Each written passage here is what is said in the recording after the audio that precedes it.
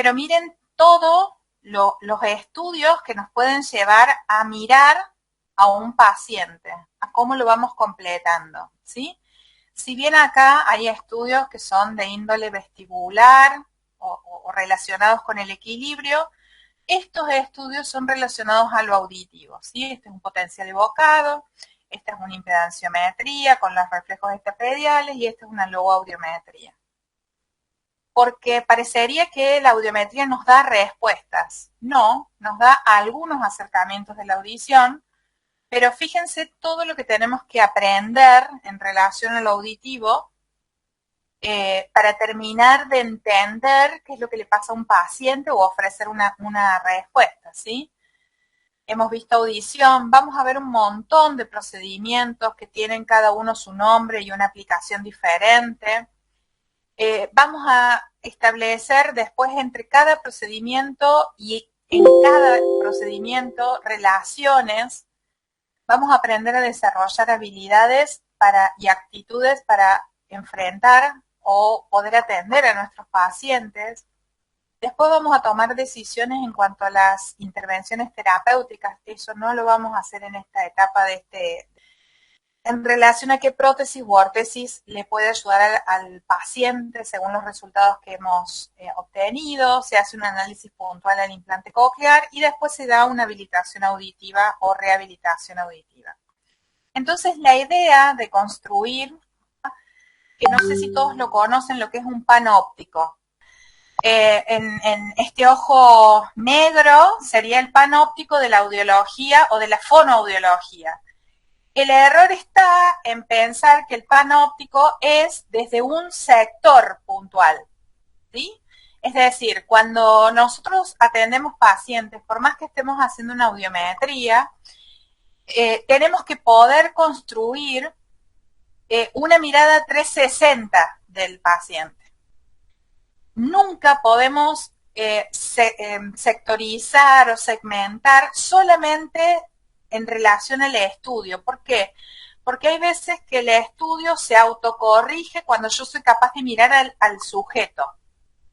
Recordemos la idea de que la audiometría es solamente la detección de sonidos y la no detección de ellos. Entonces, en algún punto, si nosotros segmentamos esa información, si nosotros la creemos como total, cuando en realidad lo único que estamos haciendo es fragmentarla, podemos perder la autocorrección del resto de celdas, resto de aspectos disciplinares que integran la fonoaudiología. Entonces, la idea es estar situados en el centro de este panóptico, en donde yo puedo ver la audición, la motricidad oral, la audición y el equilibrio, la motricidad oral, la comunicación y el lenguaje y la voz como elementos constitutivos del paciente. ¿Por qué?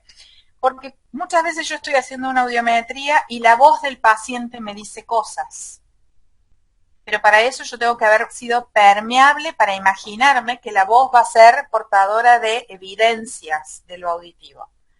O a veces esta comunicación y lenguaje, como hablábamos del SEA o del TEA, también nos permite encontrar esa información.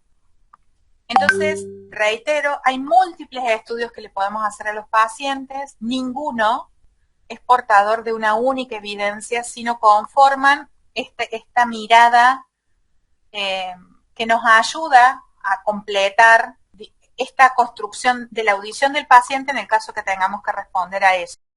¿Por qué enseñamos el despistaje auditivo en la era más tecnológica que podemos estar transitando? Porque el despistaje auditivo bien hecho es un procedimiento conducente a obtener respuestas, a precisar esas miradas en relación a un paciente y que muchas veces es lo primero que tenemos. El despistaje auditivo lo va a poder hacer cualquier fonoaudiólogo o fonoaudióloga o fonoaudiólogue que esté atendiendo pacientes, independientemente tenga o no tenga el audiómetro. La construcción de esta mirada es inclusiva de cualquier otra prestación, por ejemplo, ¿sí?, de prestaciones como la propia de un examen de lenguaje, clásicamente llamado. Hay una parte del examen de lenguaje que tiene que dar información y dar cuenta de la audición del paciente. El despistaje es un procedimiento pertinente para ser usado. La medición abarca lo que el sujeto hace o deja de hacer al ser propuesto un marcador y un disparador. El despistaje mantiene esa dinámica, ¿sí? Yo en una situación de laboratorio, una situación de examen del paciente, tengo que poder controlar qué herramienta voy a usar para que sea disparador y qué herramienta o qué recurso voy a tener para que sea marcador. Si yo estoy hablando con la mamá de un niño que está jugando, esto ya lo he dicho, pero lo vuelvo a retomar, yo estoy hablando cotidianamente, estamos haciendo la anamnesis y demás, y paramos de hablar ambos, y se hace un silencio, el marcador ahí fue la conversación y el disparador de la respuesta, si el niño deja de jugar, es el silencio que ingresó a esa situación, ¿sí? Porque recordemos que si bien el despistaje lo vamos a enmarcar como procedimiento, va a abarcar mucho antes que el despistaje mismo. Toda la atención de los pacientes muchas veces abarca desde el mismo momento en que nosotros lo vemos sentado en la sala de espera. Y en algunos casos, también si nos han pedido turnos y no tenemos secretario, también en la modalidad y en los argumentos para pedir el turno también nos ayudan a entender ese paciente. Entonces, es un procedimiento, imagínense, que se pone en marcha en 1944 y que utiliza juguetes sonoros para obtener una respuesta que orienta, ¿sí? Requiere que el profesional genere, registre y confirme las respuestas reflejas o conductuales que puede tener un paciente. Entonces, acá tenemos una secuencia en la cual hay múltiples respuestas que son muy fáciles de ver porque son respuestas de reflejo de orientación. Hay giros que nos ayudan a ver y que están orientados a la fuente sonora. Sin embargo, como hemos podido ver a lo largo de los videos que hemos subido para la audiometría en niños mucho más pequeños, a través del ritmo respiratorio, de la interrupción del ritmo o la alteración del ritmo respiratorio, también nos conduce a ver estas posibilidades.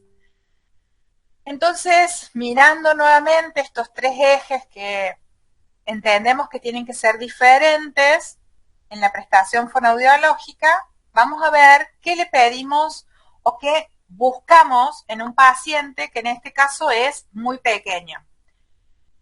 Por un lado, la relación entre la evolución neuromotriz, la comunicación y el lenguaje y la edad cronológica y corregida. ¿Se acuerdan que eso también lo trabajamos cuando vimos la evolución de las respuestas neurobiológicas que se emparentan con lo auditivo? También si el paciente es de grupo de riesgo.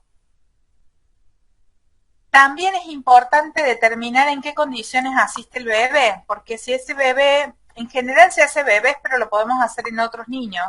En este caso, si el niño que asiste a un despistaje o tiene alguna disminución cognitiva o tiene alguna dificultad de otra índole, o es un bebé que estuvo afiebrado toda la noche anterior al examen, que asiste incluso con el pañal mojado, con hambre, va a ser un bebé que no nos aporte posibilidades de respuestas confiables en el procedimiento porque tiene alterado, porque hay demandas de tipo biológicas que están modificando las respuestas. Se lo ve irritable y demás. También nos hace falta saber qué relación o qué relatos tiene la madre en relación al mundo de lo sonoro de ese bebé. Avanzando con cómo se hace este estudio, entendemos que vamos a usar una serie de recursos que van a ser juguetes sonoros, como hemos estado viendo en el video. vamos a usar un sonómetro o un decibelímetro en términos de poder precisar a qué intensidad estimulamos. Recordemos que el decibelímetro tiene decibeles SPL, no HL como el audiómetro.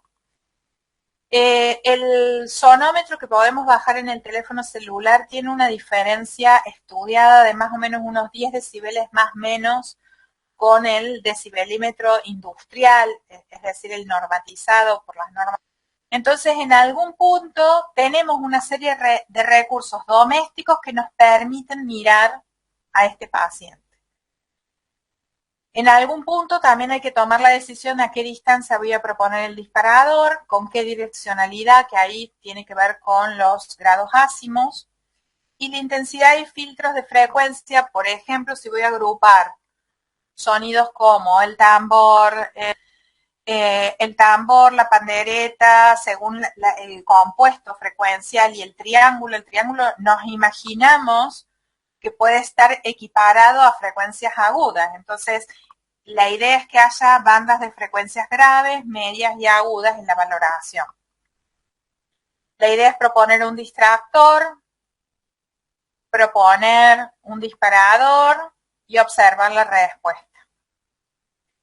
Que en este caso es respuesta positiva. ¿Por qué? Porque hubo a los 3 segundos de propuesto el disparador una respuesta compatible con el disparador en cuanto a la localización, que podemos considerarla como respuesta positiva. Y después la idea es que volvemos al estado marcador.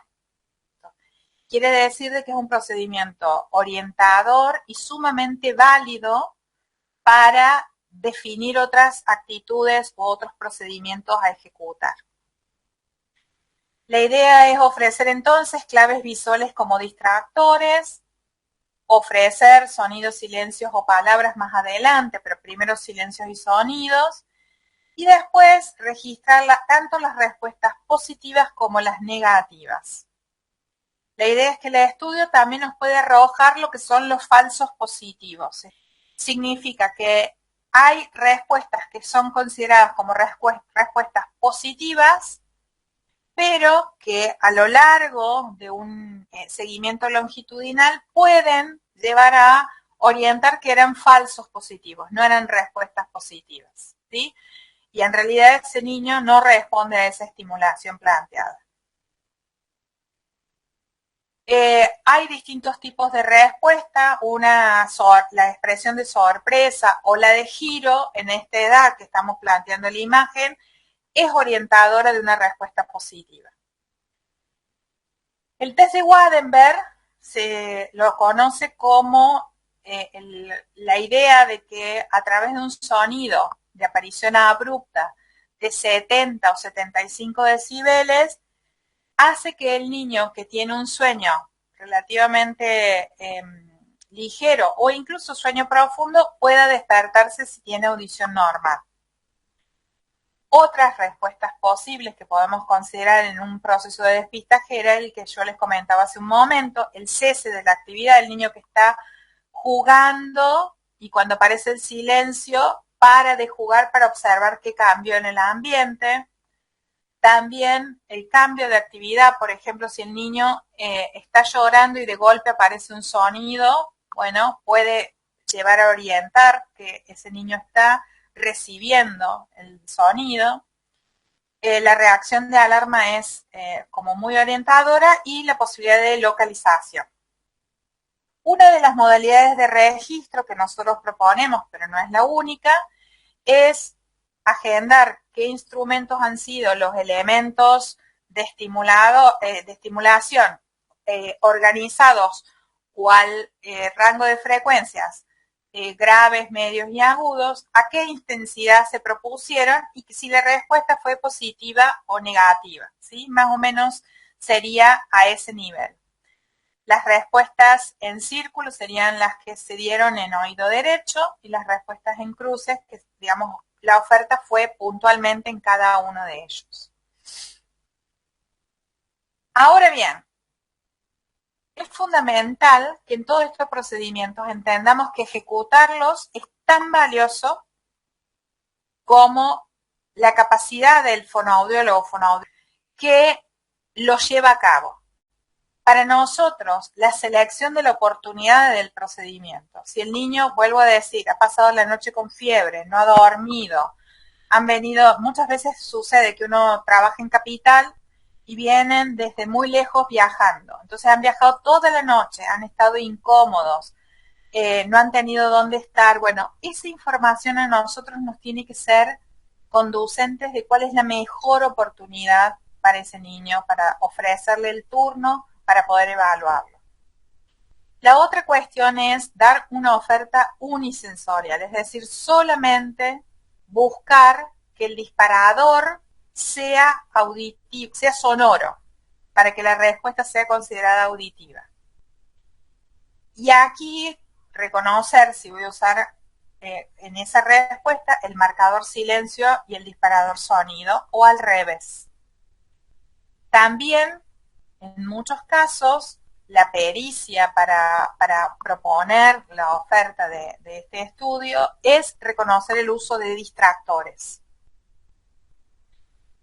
Otra cuestión que nos va a acompañar prácticamente en todo el proceso de la audiología que hace falta es mis patrones faciales, tónico-posturales, vocales, tienen que ser justo para ese niño, justo para esa situación.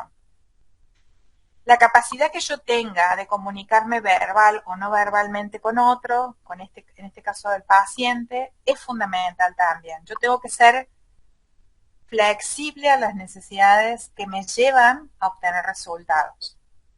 Entonces tengo que ser versátiles. Y también tengo que regular tanto mi conducta como la de los padres, en el caso de los niños. Porque el papá está en el proceso de evaluación y en muchos casos quiere intervenir o lo que siempre decimos, para nosotros el silencio es un elemento de instalación y ajuste de la intervención profesional.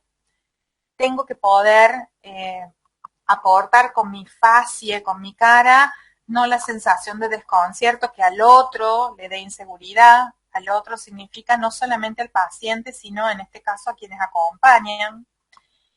Dejar el espacio para que el otro se manifieste. Si yo estoy midiendo el ritmo respiratorio, tengo que verlo respirar y por lo tanto no me sirve que yo esté accionando, sino tengo que poder recibir la información del otro. Y me debo modificar todas las veces que el otro a medida que yo voy recibiendo la información del paciente o de la familia, me vaya dando pistas para ir ajustando mi intervención. Entonces, ante esta pregunta, la respuesta negativa en un despistaje auditivo no implica sordera o hipoacusia. ¿Qué les parece? ¿Es verdadero o falso? Claramente, un solo estudio no es conducente, pero sí es orientado.